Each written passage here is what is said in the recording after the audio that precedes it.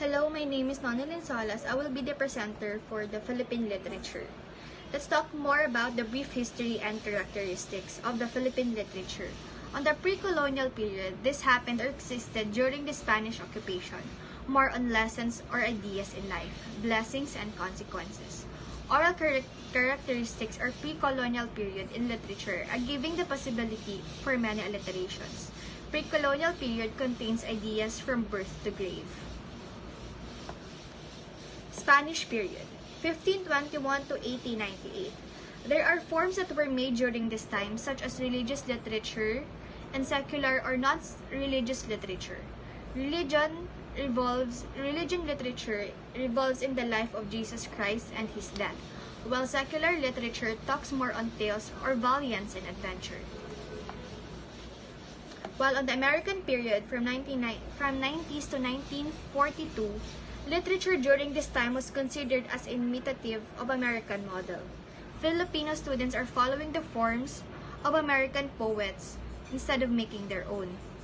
In the Japanese period from 1941 to 1945, in this era or period, Filipino writers were happy because they have thought that we can promote our language in the use of literature that we have. Tagalog poets took this chance to get away with the balagtas tradition and instead they wrote in simple language literatures and free verse. Country contemporary modern period.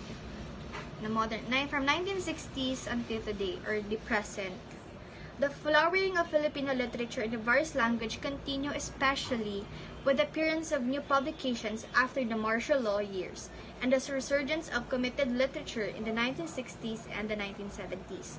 Filipino writers continue to write poetry, short stories, novels, and essays, whether these are socially committed, gender or ethnic related, or personal or intention or not. Of course, the Filipino writers has become more conscious of his or her art, with the proliferation of writers' workshops here and abroad, and the bulk of literature available to him or her via the mass media, including the internet. Let's move on to the important writers and literary pieces that were made here in the Philippines, or in the Philippine literature. First one is Jessica Hadjerdon, best known for her 1990 novel Dog Eaters, which won the American Book Award and was the finalist for the National Book Award, shines a light on the many layers of Filipino society, especially the American influence prevalent in the entertainment industry. Hadjerdon is also a poet and a playwright. Let's move on to Sinal Jose. Sinal Jose Rosales' saga is a 5-volume work that follows the Samson family and their changing fortunes over 100 years time frame. Sinal Jose books are especially illuminating for anyone interested in provincial life in the Philippines, the revolution against Spain, and the framework of the Filipino family. His anti-elitist works are among the most highly acclaimed internationally of any Filipino writer. He won the Ramon Magsaysay Award for Literature in the 1980. One of his literary works, the Rosales Saga novels, 1962 from 1984. And number 3, Nick Joaquin, winning the National Artist Award for Literature. Nick Joaquin is probably the most esteemed writer in the Philippines, and he was known around the world. And he was known for a Filipino writer, and that the Philippines has produced. Joaquin's book, The Woman with the Two Novels, is essential reading the Philippine literature. However, many of his short stories, such as Mayday Eve, are extremely accessible and enjoyable for those new to the Philippine literature. Merlinda Bobis. Merlinda Bobis, award-winning writer, started off as a painter, but grew into a writer as painting with words was cheaper. One of her most well-known novels is Fish Hair Woman, describes a romance between a young village woman and an Australian soldier in the middle of harrowing conflict that threatens the entire province. The Australian called it a superb novel that maintains its tragic intensity throughout. Bobis has also won the International Prix Italia Award for her play Rita's Lullaby and the Steel Rod Award for her short story White Turtle. Jose Rizal, our great national hero. Okay, so Jose Rizal, the Philippine national hero, was also a prolific writer, poet, and essayist. Jose Rizal's two novels, Noli Me Tangere and El Filibusterismo, were social commentaries that sharply revealed the injustice of Spanish colonization while praising the Filipino in his most natural state. The novels, which are surprisingly wry and romantic, crystallized the growing anti-Spanish sentiment and were banned within the Philippines. Rizal books and his final poem, Mi Ultimo Adios, stand on their own literary merit and have influenced scores of Filipino writers since then. The reason for their similarities is that both countries were colonized and both Africa and Philippines suffered under the countries that colonized them.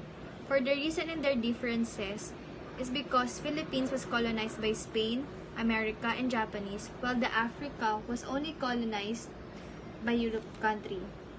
Philippines had a lot of teachings, and a lot of country contributed to our literature who taught us more style, knowledge about other countries' literature too, so that we could apply it to us. While the Africa's only European countries, and I believe that the Europe, even though there are a lot of states in Europe, their knowledge about literature or what they have there in the literature that they have are almost all the same. Mention the significance of the country or continent's literature to their own community and the world. The importance of literature for our Filipinos, we can realize that our rich culture and tradition of the great honors that we have become a civilization that we enjoy today. We can better appreciate Filipino literature by sacrificing our country, the freedom and peace we're experiencing today. Here we will shape the form, shape content, and characteristics of the literature in the present, which in turn is the literature of the future. We cultivate a mindset and appreciation of culture and literature for our country to prosper and prosper for our Filipinos. Let's move on to the Philippine and African literature and their similarities. The similarities of Philippine and African literature is that they both have religious texts in their literatures.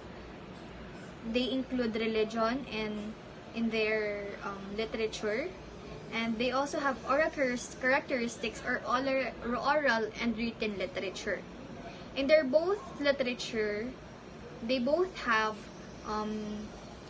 such as myths, folk tales, proverbs, drama, and songs.